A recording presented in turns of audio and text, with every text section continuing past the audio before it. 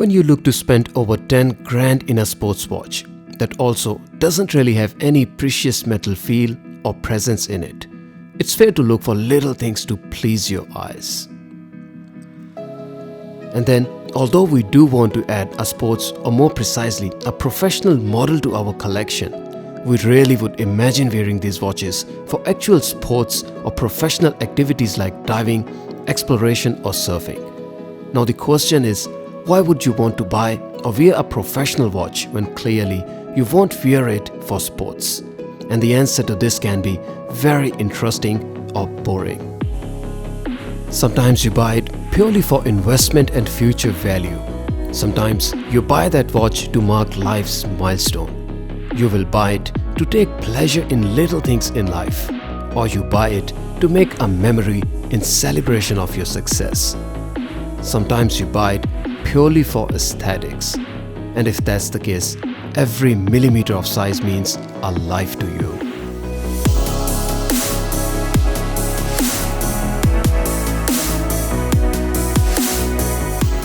If you find this video informative or helpful, please don't forget to support me by liking this video and subscribing to the channel.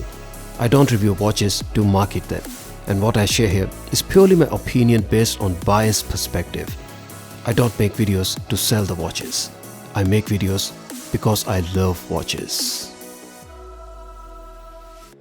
If you have shortlisted Rolex Submariner and Sea-Dweller 43 to be your next watch, you will be surprised to note the details that go behind just the paper specs. In terms of history, Rolex Submariner was introduced in 1954 and carries with it today a history of over 65 years, whereas the Sea-Dweller was released in 1967 and has a history of over 50 years now. Between the two, Rolex Submariner maintains its original design from 50s, whereas the Sea-Dweller was upsized to 43mm in 2017 in this commemorative model for the 50th anniversary, as opposed to its original size of 40mm. If you want to know more about this particular reference of Sea-Dweller, I've linked my video review in the top right corner. The main difference between these watches is the case size, where we have 40mm on Rolex Submariner and 43mm on Sea-Dweller. Although it may seem like only 3mm of difference, but as you can see on the screen, the size difference is considerable and is easily noticeable on the wrist, even when these watches are not side by side. But here's the interesting part. Although the Submariner case size is 3mm smaller technically, on the wrist, it's not as smaller than the Sea-Dweller as you would think. If you notice the case profile, the Submariner looks more angular and squarer in its shape and looks, whereas if you look at Sea-Dweller, it looks more like a traditional and conventional circular watch. The dial size on both of these watches is the same and measures at 26mm, but the ceramic bezel on Sea-Dweller is wider than the one on Sub by 1mm. Hence the larger font for the numbers on the bezel of Sea-Dweller. And resultantly, you have a slightly larger face of the watch on the wrist with SD43. Submariner has bezel marking only up to 3 o'clock hour marker, whereas if you see SD43 bezel, it is fully graduated all the way through. Although Submariner case is 3mm smaller than the Sea-Dweller, the overall case dimension would suggest otherwise, and we have lug-to-lug of 49mm on the Sub and 50.5mm on SD43, meaning that while the Sea-Dweller is 3mm larger, it only wears 1.5mm taller on the wrist than the Sub. This is because the Submariner ceramic comes with maxi case, which has a lot more substance than a typical 40mm watch, and it wears more like a 42mm watch. To further elaborate, see the crown guards. The one on left is Submariner, and although the case is 3mm shorter in the size, the crown guards on the Sub are actually much wider than the ones on Sea-Dweller. It's quite interesting because Submariner has 4 times lesser water resistance rating than SD, yet bigger crown guards. So it's easy to assume that the guards here, while do the job, the substance they add is more for the aesthetics and to complement the angular shape of maxi case. Interestingly, the size of crowns is the same in both watches, and then both watches also come with triplock crown, where after you unscrew it, first position winds the watch, second sets the date, and third position will adjust the time or the dial hands. Comparing the case substance and profile without looking at the case packed writing, you would think that the watch on the right is SD43 or a larger of the two, but that's actually Submariner, and the left one is actually SD43. And this clip shows you exactly how angular and substantial case the Submariner has. For reference, the lug width on Sub is 4mm as opposed to SD43 that has the thickness of lugs at 2mm only, that is half the size of Sub, although it is 3mm larger watch. Both watches come with closed case packs. While this comparison is made with green Sub, but if you compare SD with black Sub, Sea-Dweller has grey or vintage black color with faded look to it, as opposed to black Sub that comes with deep jet black color, which does complement its modern looks. The bracelet on SD43 is wider to complement the bigger case, and we have 22mm bracelet on it, as compared to Sub that comes with 20mm bracelet.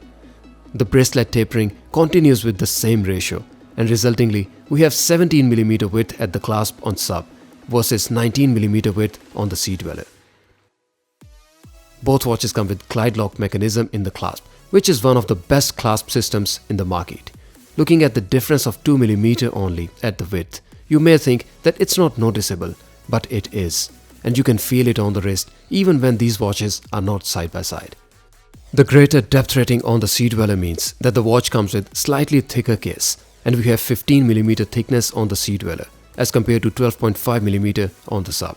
Since SD43 is also slightly bigger watch, I don't find its slightly more thickness to be out of context. Both watches maintain similar case profile and aesthetics, and although from the top view, SD43 is a more circular watch due to narrower lugs, you get the same vibe and feeling of diver watch from both of these watches on the wrist. Being true diver watches, both references come with unidirectional bezel, and then there's a stunning lume in the dial and also in the bezel pip. All the dial hands have lumed fill in them, including the second cent, and lume brightness is also very similar in both of these watches. The hour markers and the dial hands also share the same size between these two watches. None of these two watches have lume filled in the bezel graduations. On the wrist, both of these watches wear like a joy to me, and none of these watches wear or look large or small to me. And this applies equally for smaller wrists too, because my own wrist size in these clips is only 6.25 inches. I will also mention that the wrist size alone plays only half the role in how the watch wears. And the second most important thing to note in any watch is the case height or the lug-to-lug dimension, and then how it compares with your wrist span or wrist width. Ideally, watch lug-to-lug should be smaller than your wrist span to allow the watch to hug the wrist as it should. My wrist span is 55mm and SD43 has lug-to-lug of under 51mm, which means it will not hang over my wrist or flare out of it. So despite being a larger of two, it wears great for me, and there is no sense that it is oversized for my wrist. I do love wider bracelet and clasp that comes with it, and thanks to Oyster bracelet, you simply can't go wrong with it. With the Sub on the wrist, my concern originally was that it may wear too small, as I personally like a little heft from the watches I wear. But fortunately, the lug-to-lug of 49mm, broader lugs horizontally, and then wider crown guards mean it wears larger than typical 40mm watches. And I absolutely love the overall hefty look it gives. The bracelet of 20mm also ticks the box for me, and I find it just about the right size and sweet spot for my wrist. There is no right or wrong choice here. These are fortunately two options from one of the best watch manufacturers to cater for larger market, and in return you have on offer two of the best diver watches with the option to choose whichever goes better with your wrist size. With either of these watches on offer, you have the best in the business diver watch on the wrist, a history of over 50 years, iconic Rolex looks and vibe, and then the experience that will only please you more as you go. With SD43, you get a little more chunkier case and a louder of two watches. A bigger case size to fill your wrist a little more, both horizontally and vertically.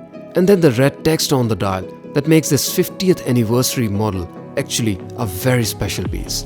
With the Sub, you get the most iconic and familiar Rolex face, and a watch that is slightly more subtle and thinner and has a relatively smaller case dimensions.